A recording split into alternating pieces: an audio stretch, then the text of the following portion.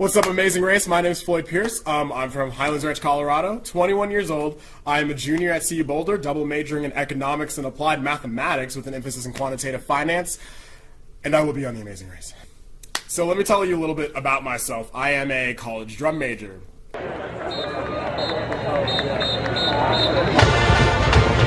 I am a Betra Scholar.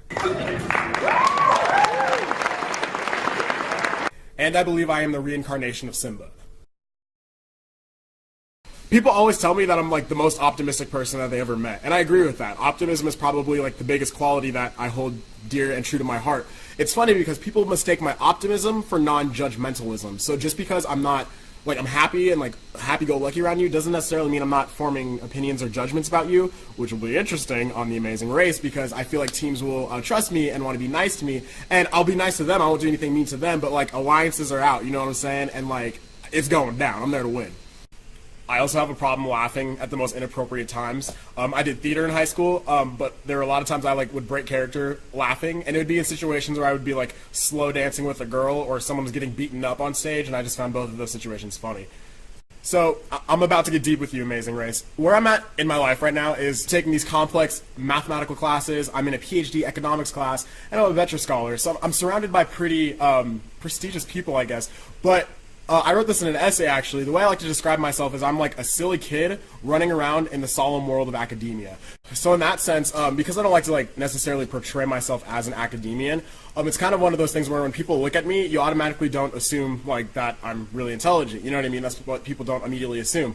I'm from Highlands Ranch, Colorado, which was a wealthy white community. So when I walked into a lot of my classes, the teachers would see me and not expect that I would be the one who would get the highest grades or would be the one who would set the curve and things of that nature. Another huge quality about me is I consider myself to be a people person and wildly charismatic. So for example, I was homecoming royalty twice, I was prom king, I was voted best smile. I've become the face of CU practically as I give presentations every other week to students about my life specifically. This is kind of embarrassing, but my girlfriend in high school, she told me she broke up with me because she thought I was too popular, so that happened. Actually, hold on, like, get ready for this. Alright, let me show you. So this is the flyer that was sent out to all of CU students and all of CU's alumni. It's me, basically, and they're like, oh, donate to CU because Floyd's great. But I know if I was on the Amazing Race, I would have a ton of people backing me. So the moral of the story is you need me. Just kidding, you don't need me, I need you, I want you, please. So let's talk about why any partner would be lucky to have me as their partner on the Amazing Race. I've traveled the country, I feel adventurous, I feel like I'm confident with airports, I feel like I'm physically capable, I have a lot of upper body strength and like kind of like a small frame, and as a result that like really allows me to climb things really well. I'm kind of like a monkey in the most non-racist sense. But I know everyone who applies for the Amazing Race says that they're athletic, says that they're smart. Hopefully I've proved that to you, but let me tell you what distinguishes me from everyone else who's ever applied for the Amazing Race, alright? So, first of all, I am in love with the Amazing Race. One of the saddest days of my life was my 18th birthday, because when I turned 18, I went to the Amazing Race casting site, because I was like, I'm going to apply, because for some reason I thought you had to be 18 to be on the Amazing Race, and that was like a really depressing birthday. I love the Amazing Race so much that I actually designed my own Amazing Race for my high school. It was an 8-hour race that started at our homecoming assembly, ended at our homecoming football game. The challenges were amazing. The teams drove over 100 miles. When I was going to design my own race for Boulder, I actually followed the show's creators on Twitter because I was going to try to message them, but they never followed me back. And I think it just goes to show how much I love the show because even when I couldn't be on it, I had to have it a part of my life in some way. I've designed my own Amazing Race before. That means that I get you. I like am inside your head. Like you probably already have a route planned out for season 29. I already know it. Everyone who applies for the Amazing Race says they're intelligent, right? So like that isn't new. The reason why I'm different mentally for the Amazing Race is because I rejoice in looking for those things that you don't notice. Like for example, on I think it was season 18, it was the second unfinished business season, the one with Flight Time and Big Easy when they came in second. There was that one challenge where like they drank tea in that one country and then they like flew all the way to this other country and there was like this table of like 1,000 teas, you know what I'm saying? And they had to like remember what it tasted like. And I thought that was the sickest thing, and I like relish stuff like that.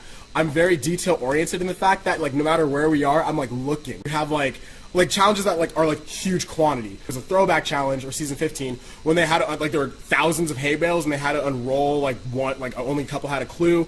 Or in season 5 when they had all the chocolates on the table, you know what I'm saying? Like thousands of chocolates and only like 20 of them had a cream-filled center. Most teams would get frustrated in those situations, whereas like I can't wait to do challenges like that are just like ridiculous and seem impossible. Like that actually excites me. I feel like the race producers are going to be like, look at how frustrated all of these teams are with this wait, why is Floyd laughing hysterically? So when I talk about my ideal partner on The Amazing Race, like that's hard. Let me start off by talking about my non-ideal partner. This is the thing. I'm kind of afraid to tell you this because I think you're going to exploit it, but like here we go.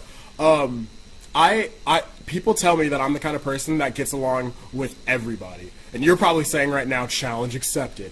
One kind of personality type that gets on my nerves though is arrogant people. My ideal partner for The Amazing Race, that's hard. Especially if it has to be a random stranger. You could have some fun with this, you know what I'm saying? Like it could be like a drum major with like a rock band, like another musician kind of person, or like it could be a college drum major and a college football player. Like I'm not the kind of band geek that would like not be compatible with, you know, college athletes.